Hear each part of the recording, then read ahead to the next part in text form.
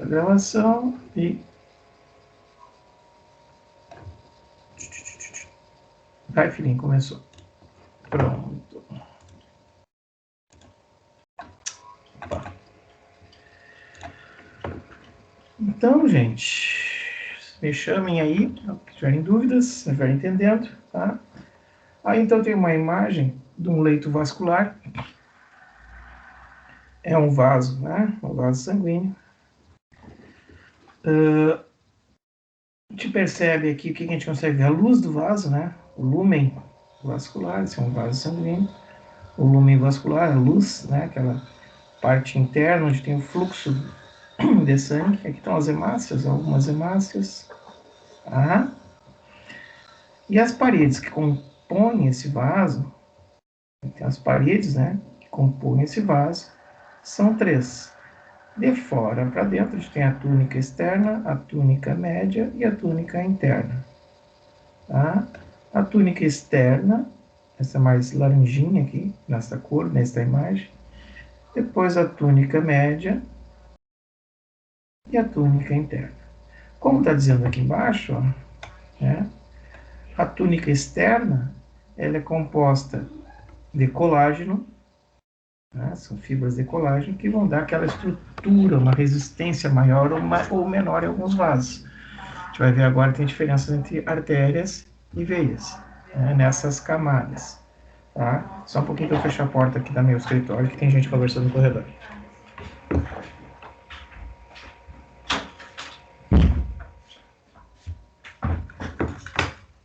Pronto, meu povo, eu voltei.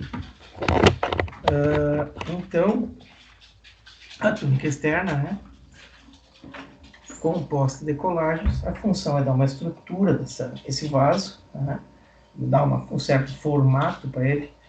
Tá? Logo abaixo a gente tem a túnica média, que é formada por músculo liso, que vocês assistiram o vídeo, já sabem que o músculo liso é involuntário, né, não é coordenado de acordo com nossa vontade. Quem coordena é o sistema nervoso autônomo, certo? Ele está recobrindo vísceras, faz parte do sistema visceral, né? E dentro dessas vísceras, né, trato digestório, uréteres, enfim, né? Outros tecidos, órgãos, sistemas, entre esses também, tá? Nossos vasos. Então aqui tem músculo liso, tá? E logo abaixo, a função do músculo, como vocês viram, contração, né? Então, é esse músculo, essa parede, que vai dar uma resistência, assim, junto com o colágeno, e também vai propiciar uma vasoconstrição, né, nesse leito vascular. Tá? Logo abaixo, então, a túnica íntima e endotélio vascular. Tá? A túnica íntima e endotélio, que apenas é pavimentoso, apenas para estruturar esse vaso. Então, aqui está uma comparação entre artéria e veia. Certo? De antemão, vou dizer para vocês que a artéria são todos aqueles vasos que saem do coração e veias são todos aqueles vasos que retornam ou que vêm, né? Os que vêm, são veias, elas vêm para o coração. Então, as veias vêm, ou melhor, elas voltam, retornam ao coração, e as artérias, elas saem do coração, elas vão em direção coração, periferia. Então, eu posso fazer de conta que aqui, ó, no meio, onde está o meu mouse, aqui está o coração. Está saindo do coração, trazendo aqui, né? Então, sai do coração adiante, né? E aqui, retorna, vão para o coração, tá? Sempre assim. Algumas artérias conduzem, quase todas, né? Conduzem, mas não todas, quase todas as artérias conduzem sangue arterial e quase todas as veias conduzem sangue venoso. Então, não adianta a gente decorar ou aprender que veia carrega venoso e artéria arterial, que não é bem assim. O que a gente tem que saber de certeza é que artérias saem do coração e as veias voltam, retornam, vêm. As veias vêm para o coração. Tá? Bom, dito isso, pela imagem a gente vê que tem diferença. Tem diferença nessas camadas que a gente já viu aqui, ó, nessas três túnicas, né?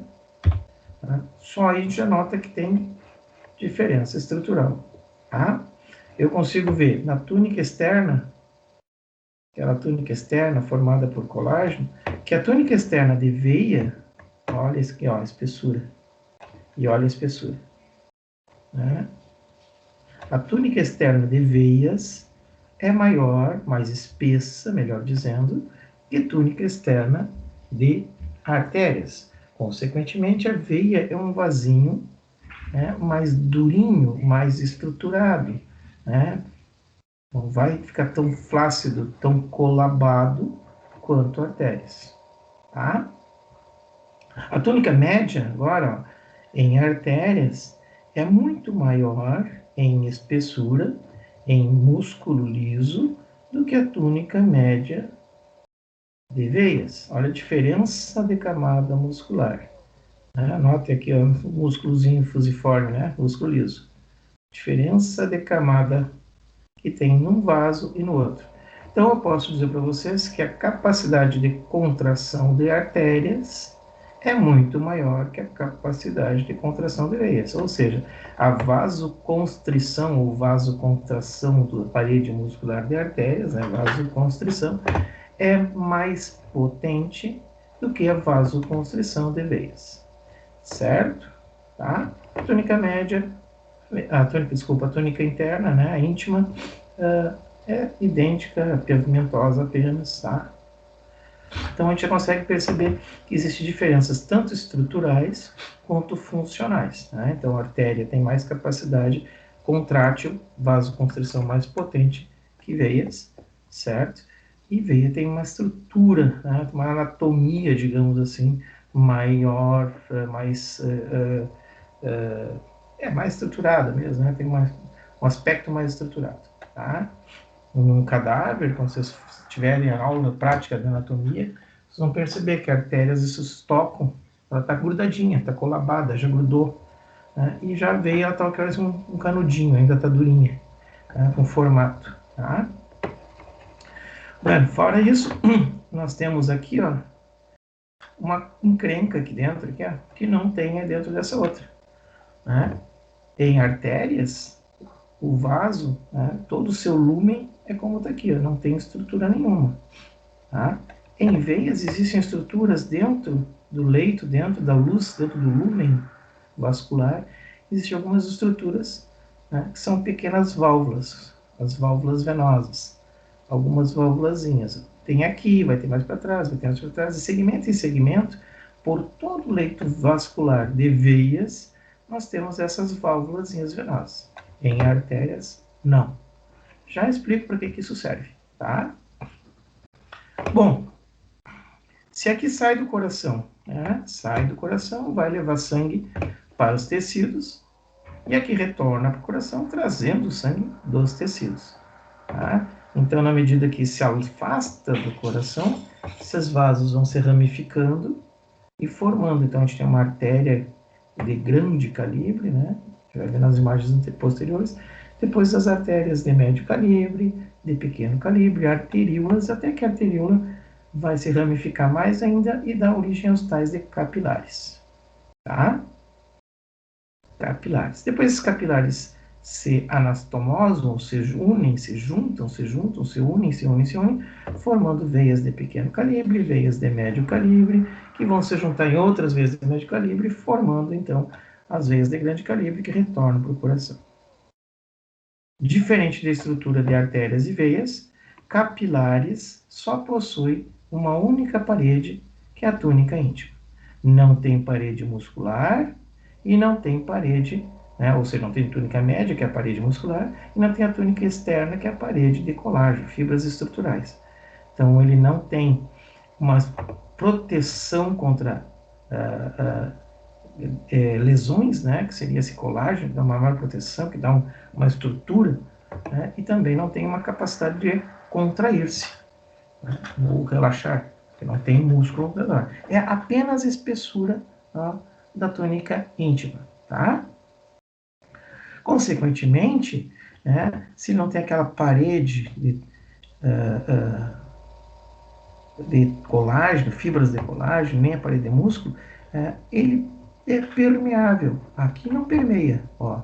Aqui não passa vaso, não, desse vaso não passa sangue. Aqui também não vai passar sangue, tá? Mas este vaso chamado capilar, né, ele é permeável pelos seus poros aqui, pela sua estrutura, melhor dizendo, é possível o extravasamento de líquido, tá? Sangue, células de defesa, enfim. Tá? Então, estruturalmente, nós apresentamos para vocês aí estes segmentos vasculares. Vamos adiante, então, mostrando. Ó. Coração. Coração está aqui. Certo? Ó, em vermelhinho, como estava lá, vou voltar só para lembrar. Em vermelhinho, artéria, em azulzinho, veia. Sempre vocês vão ver isso aí, é convenção, em livro de anatomia, livro de histologia, vocês vão encontrar essa convenção, tá? Só convenção. Não tem essa cor na vida normal. Ser vivo não tem cor, é convenção. Tá? Convencionou-se, então, assim. Então, ó, coração, saindo uma artéria, saindo a artéria, ela fez a volta, está lá por trás, certo? A artéria aorta sai, vai lá por trás, tá? Se ramifica, ó, rim, se ramifica, né? Vai lá, ó, cabeça, braço, cabeça, né? Então aqui vai a bifurcação das carótidas, né? Então vai lá para cima as carótidas, nutricérebro, tá? Depois retornando para o coração, ó, cava superior, cava inferior, ela vinha ramificada, se juntou, ó, mesma coisa, voltando do braço, voltando do crânio, tá? Enfim. Aqui atrás estão as pulmonares, os pulmões foram retirados, tá? Mas aqui, então, ó, saindo do coração, artéria, vamos seguir a linha daqui do desenho, né? Então, sai do coração, artéria elástica, ou de grande calibre, depois artérias musculares, ou também chamada de médio calibre, tá? Aqui, artéria muscular de médio calibre, arteríolas, já dentro dos tecidos, capilares sempre dentro de tecido, dentro de músculo. Vocês não vão ver um capilar vagando solto dentro como está aqui, por exemplo, esses grandes vasos, a cava caudal e a artéria abdominal, a aorta, né, abdominal, vocês não vão enxergar o capilar aqui do lado. Os capilares estão dentro de tecidos e dentro de músculos. Tá? Por isso que eles são permeáveis. Aquela troca que vai ocorrer é dentro do tecido. Aquela troca que vai ocorrer é dentro do músculo, para nutrir e tirar toxinas, enfim, que estão lá dentro. Tá? Então, a arteríola, tá? Aqui já deve estar um tecido fechado, né? A capilares se anastomosam formando vênula de pequeno calibre, de médio calibre, veias e retorno para o coração. Certo? Então tá aí. Mesma imagem, ó, mostrando para vocês, então, de fora para dentro, aqui está o lúmen, a luz, né? A gente chama de luz do vaso, o lúmen vascular, o leito vascular, tá? O lúmen, então aqui é a parte interna, aqui é a túnica externa, né? Isso aqui é uma microscopia da aorta, né? Túnica externa, ó. A túnica média, olha a espessura de músculo. Só por isso aqui eu já podia dizer para isso que é uma artéria, né? Olha a espessura da túnica média, isso aqui é uma artéria. Tá? Na prova, vou botar uma imagem com uma túnica média grande e uma túnica média pequena, vocês dizem que é artéria ou veia, né? Barbada, ó. Então, túnica média, tá? E túnica íntima, certo? Característica dessas artérias, elas são elásticas, né? Elas têm essa capacidade de elasticidade, porque elas são recobertas por músculo, fibra muscular, e vocês viram que as características de fibra muscular é elasticidade, né? Contratibilidade, enfim. Aqui está dizendo para clicar na seção, não vai adiantar nada clicar, porque isso aqui é de um outro programa que também parou de funcionar. É um programa que nós tínhamos antigamente, aí saiu fora do ar, tal de Adobe Flashware, não está mais tendo continuidade pelos fabricantes aí. E era um programinha que a gente clicava aqui, aí eu peguei essa imagem do programa, clicava aqui o vaso e fazia vasodilatação e vasoconstrição. Não dá para fazer, então eu montei com outras imagens do programa, né? E agora vocês vão entender. Então, aqui é para mostrar como é que ocorre a vasodilatação e vasoconstrição. Né? Então, aqui, ó, todas essas artérias, né? Essas artérias, elas são inervadas, elas recebem a inervação, assim como nossas fibras musculares recebem a inervação. E elas mantêm um tônus de contração. Nós temos um tônus médio, né? Ou seja, um estímulo médio chegando por esse esse nervo, chegando para essa fibra nervosa, está aqui o potencial de ação sendo conduzido, né? Então, chegando para esse vaso, mandando estímulos para que aquela fibra muscular se mantenha contrátil. Então, vai ocorrer X disparos de fibras nervosas por minuto e aquele leito vascular, aquele vaso, vai se manter com uma bitola X, uma espessura X. Se aumentar esses disparos, se aumentar essas informações, nós vamos ter vasoconstrição. Se diminuir, vamos ter vasodilatação, né? Então, aqui é uma inervação simpática. Ó. Clique no nervo para ver a atividade simpática. Né? Não adianta clicar aqui, não vai acontecer nada. Só vou passar para o próximo slide. Mas tu clicava no nervinho e esses estímulos começavam a vir. E aqui tem um vaso, né, com uma luz em um diâmetro, certo? Quando clica, o vaso começa a ficar com seu diâmetro menor. Então, diminui o vaso, faz vasoconstrição. Tá? E se nós fizermos o contrário, diminuir esse estímulo para os vasos, eles vão fazer vasodilatação novamente. Certo? Só para mostrar para vocês como é que ocorre. Aqui então está aquela nossa seção do capilar, também somente formado pela parede de túnica íntima, né? O endotélio, certo? E aí então está aqui, ó, uma artéria de pequeno calibre, ramificou arteríola, dentro já do tecido, do músculo, do órgão, né? Dentro da parede do estômago, por exemplo, dentro da parede da uretra, enfim, dentro da bexiga, da parede da bexiga, do próprio coração. Enfim, nós vamos ter então aqui uma ramificação formando capilares. Um capilar, né, 2, 3, então, houve uma capilarização dessa artéria, se capilarizou, né, houve uma capilarização, se capilarizou, ó, formando diversos ramos, certo? E aqui nós temos então este vaso neste formato, sem paredes musculares e fibra de colágeno, e aí a capacidade, então, de extravasamento de líquidos, tanto para fora quanto para dentro. Né? Então, existem trocas nessa região, trocas, tá? Troca de íon, troca de gases, trocas de nutrientes, enfim, metabólitos, tá? E esses líquidos trocados retornam, se anastasomando, se unindo, se juntando, formando pequenas vênulas que se juntam com outras vênulas, formam uma veia de pequeno calibre e volta para o coração, veia de médio calibre, enfim. Tá? Então só tem endotélio.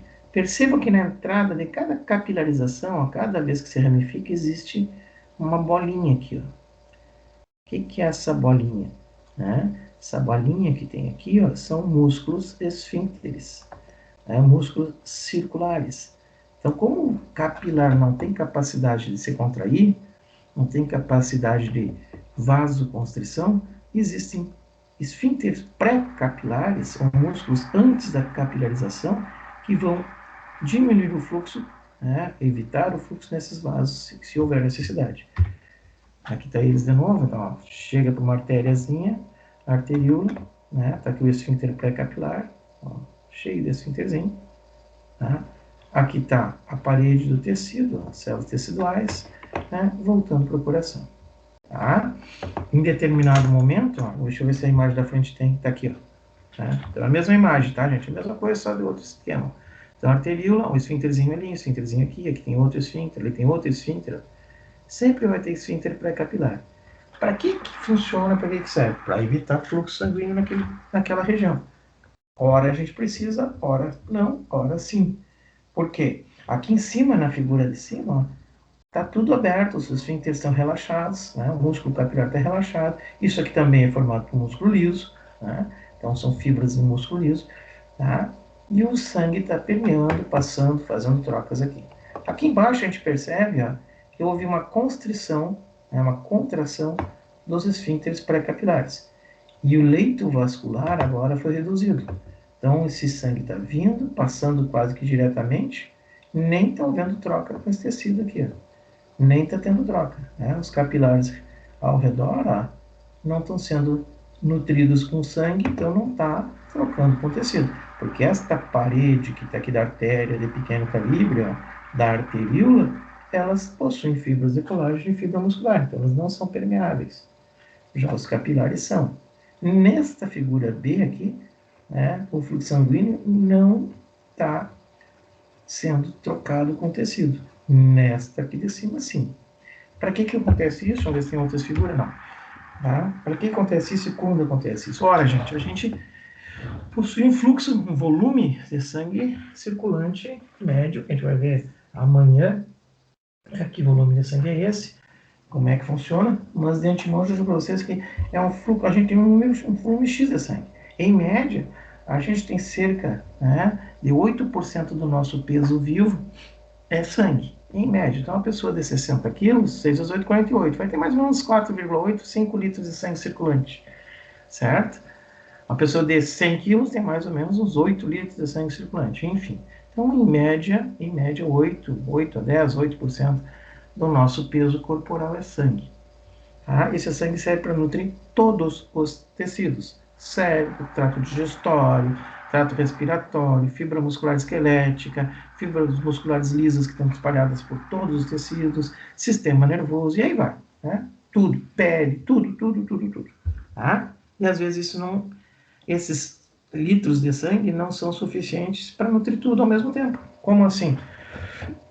Por exemplo, por que o sistema nervoso simpático faz uma coisa e o parasimpático faz outra? Por que o simpático diz para você se preparar para luta e fuga e, em detrimento disso, diminui a atividade gástrica, gastrointestinal? Né? E o contrário, o parasimpático prepara para digestão e relaxamento, ou seja, ele melhora a atividade gastrointestinal e deprime a atividade muscular, deprime o raciocínio, ou seja, por quê?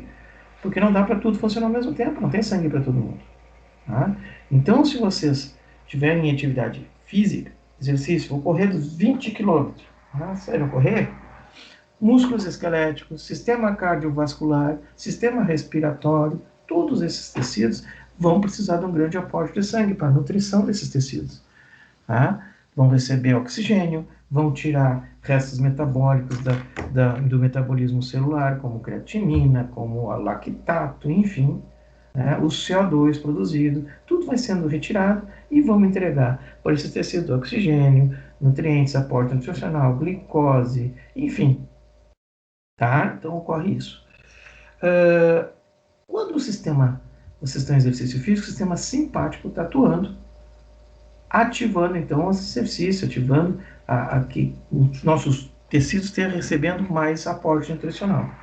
Como eu disse para vocês, o simpático provoca essa ativação, mas deprime o sistema gastrointestinal. Ora, nós temos mais ou menos nós humanos, uns 7 a 11 metros de trato digestório. Desde o esôfago até a região anal, 7 a 11 metros. Depende do tamanho da pessoa, depende do sexo, tamanho, idade, enfim. Né? Aí, e fica em média isso aí. Todo esse trato de cerca de 7 metros é ricamente vascularizado, é ricamente nutrido. Então, se eu tiver que nutrir isso aí ao mesmo tempo que eu tenho que nutrir todos os músculos esqueléticos, o coração, o sistema respiratório, não vai ter sangue para todo mundo.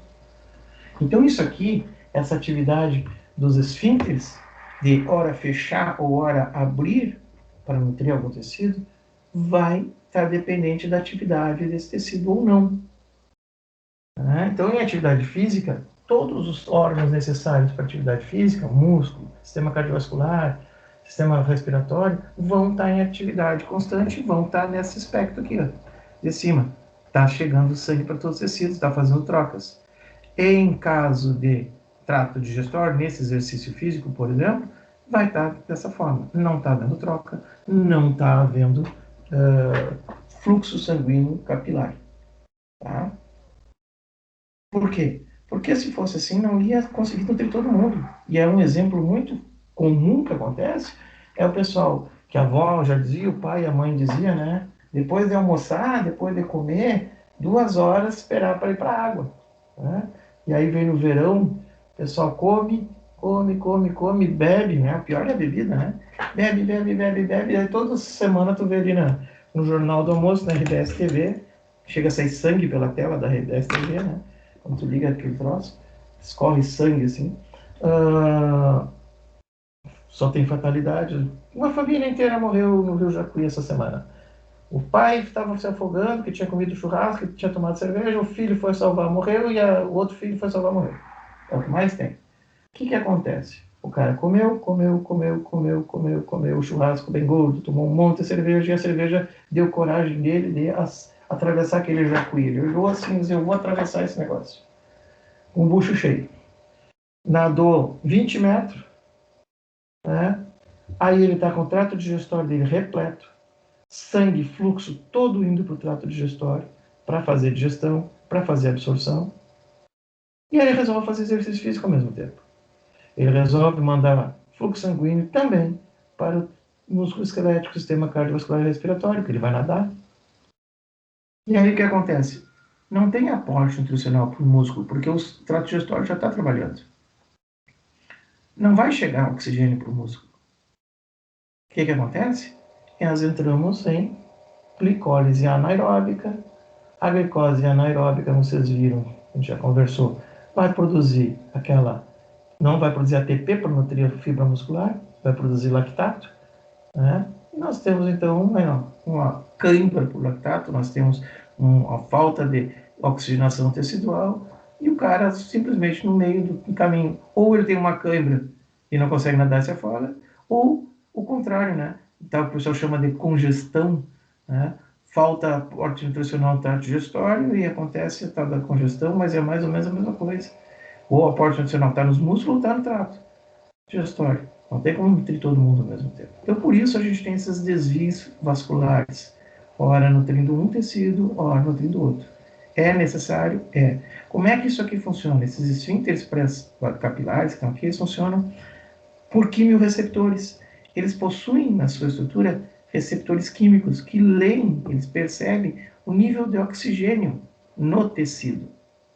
Né? No tecido. Esse leito vascular capilar está num tecido. Tá?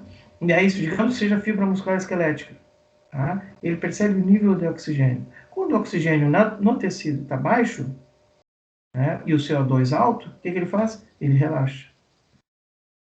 Ele relaxa, chega a aporte nutricional, libera oxigênio, capta o CO2. Tá? Isso a gente vai ver na respiratória como é que é. Tá? Então, o que acontece? Esses esfíncteres percebem o nível de gasometria, CO2 e oxigênio, no tecido. Toda vez que o CO2 estiver alto e o oxigênio baixo, eles relaxam. Toda vez que tiver o contrário, oxigênio sobrando e CO2 baixo, significa o quê? Que esse tecido não está em atividade agora. Vocês estão sentados na frente da televisão, estão na frente do computador ali, estão sentados na frente do computador observando, e os membros inferiores de vocês, as pernas, não estão em atividade. Então elas estão as fibras musculares estão isso aqui, ó. Está sobrando oxigênio para elas. O CO2 está lá embaixo. Então se está sobrando, fecha. Não precisa botar fora. Vamos armazenar, vamos guardar para onde precisa. Então a fibra muscular de vocês, os membros inferiores, está dessa forma. Já o sistema nervoso central, cérebro, sistema límbico, enfim, está tudo em atividade. Vocês estão assistindo aula, estão vendo a tela do computador, enfim. Então vocês estão com maior atividade neste momento, tem maior fluxo vascular nesses locais. Certo? Então essa é a função, para isso que serve. Tá? Vamos adiante. As tais válvulazinhas nas veias, né? Tem uma válvulazinha que a gente tinha falado, que é a mesma veia que estava lá antes. Túnica externa, colágeno, túnica média, músculo, e túnica íntima, né, pavimentosa. Tá? E aqui está a nossa válvula venosa. Então é o seguinte, ó, a pressão dentro dos vasos, né? Pressão sanguínea dentro dos vasos. Lá na aorta, a pressão de saída, né, o 12/8, como você já conhece, o 12/8, simplifica, né? 120/80, 12/8, ó. A pressão está elevada, está em 120 milímetros de mercúrio, né? Lá na saída do coração, lá na artéria aorta. Lá na artéria aorta, tá? E quanto mais vai se distanciando do coração, vai se ramificando esses vasos, né? Vai se ramificando, nutrindo cada vez mais tecidos, de maneira que vai chegar lá nos capilares uma pressão de 50 a 60, né? Em média 60. Os capilares, em média, chega a metade da pressão de ejeção, em média. Então, nos nossos capilares chega a metade da pressão de ejeção. Nós chegar lá em sistema renal e falar em filtração renal, a gente vai falar de 60 de novo. Tá? Mas tá aqui, ó. Vai caindo, faz troca nos capilares, né? Chega nas vênulas e olha a pressão como é que é em veia, né, de médio calibre e nas veias cava. A pressão é praticamente zero. Tá? Praticamente não existe pressão vascular em veias. Vênula, veias e veias cava, a pressão é muito baixa. Então eu pergunto, como é que o sangue retorna para o coração se não tem pressão no vaso? Para sair, tem uma pressão de ejeção, o músculo cardíaco contrai e joga sangue para fora. E agora para voltar? Não tem como, não tem pressão. Quem faz, então, ele retornar, esse sangue retornar, como diz aqui embaixo, ó, são as válvulas venares, junto com a contração, né, com o pump muscular, tá? E o tal de respiração, né, bomba respiratória. Tá? Ó, as válvulas que nós vimos ali, ó, tem uma válvula vascular, essa válvulazinha aqui, ó, né? Aqui de novo, só com corte lateral agora, né? Transversal, tá? Ó, tá aqui a válvulazinha e aqui retornando para o coração. A setinha tá mostrando, tá voltando para o coração. Todas as veias possuem isso, certo? Aí clique, não adianta clicar porque eu já disse para vocês, no programinha. Vou clicar, vai passar para o próximo slide. O que que acontece? Lembrando que os vasos, ó, estão dentro de parede, né? Tá aqui as válvulas, estão dentro, essas paredes estão dentro do, estão, nos membros inferiores, por exemplo, de vocês, ó, tá aqui os músculos, né? Como é que volta lá do dedão do pé o sangue para o coração? Olha aí. Então existe uma contração muscular ao redor. Cada vez que o tônus muscular, pela contração, vocês estão caminhando, vocês estão de pé, né? Cada vez que esse músculo contrai, ele aperta o vaso. Né? Nota que essas válvulas têm um formato, ó, que o sangue não consegue retornar para baixo aqui, para cima, né? Para baixo ele não consegue. O formato delas impede. Né? Tipo aquelas armadilhas de pegar peixe, né? Agora, para cima, ó, quando aperta, espirra para cima. Tá? Aqui vai ter mais sangue que está sendo espirrado para cá. Só não foi colocado para não atrapalhar didaticamente a imagem. Tá? Mas é lógico que não vai ter espaço sem estar repleto de sangue. Tá? Então tem sangue aqui. Então esse aqui subiu por um elevadorzinho, né? Subiu para o andar superior, o outro subiu para o outro. E os que estão aqui vêm para cá, daqui vai para lá, enfim. Então é dessa forma que o sangue consegue retornar para o coração, através da ação das bombas formadas pela contração muscular e a existência dessas válvulas venosas, certo? Aí o cara viaja de ônibus daqui de Santa Maria a São Paulo, faz uma viagem de 24 horas ou mais, né? Chega no meio da viagem, quando chega ali por Porto Alegre, por Torres, ali o cara resolve tirar o sapato, que não aguenta mais o sapato incomodando. Aí quando chega em São Paulo, 2 dias depois, vai botar o sapato não serve mais no pé. Os pés estão tudo inchados. Por quê? Se vocês ficarem sem atividade motora nos membros inferiores, essa contração diminuiu, acumulou líquido nos membros. Então houve um inchaço, houve um edema. Lógico, assim vocês começarem a caminhar, movimentar, isso vai diminuir. Né? Então por isso. E a bomba respiratória, como é que acontece? Como é que acontece?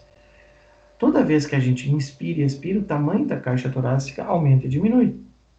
Para nós inspirar, para botar ar para dentro, o tamanho da caixa aumenta. Para expirar, o tamanho da caixa diminui. Não estou entendendo, professor. Imagina um balão de aniversário, aqueles látex de balãozinho de aniversário, que vocês, todo mundo na vida já fez aniversário, e a mãe e o pai fez festa com balão. Salvo o contrário, eu creio que todo mundo que está aqui assistindo já deve ter estourado um balão para brincar. Como é que tu estoura o balão? Pega o balão e aperta ele, né? Aperta, aperta, aperta, aperta até que ele estoura. O que tu está fazendo? Tu está apertando, tu está tentando diminuir o tamanho do balão. Quando tu diminui o tamanho do balão, a pressão interna fica maior e a hora vai estourar.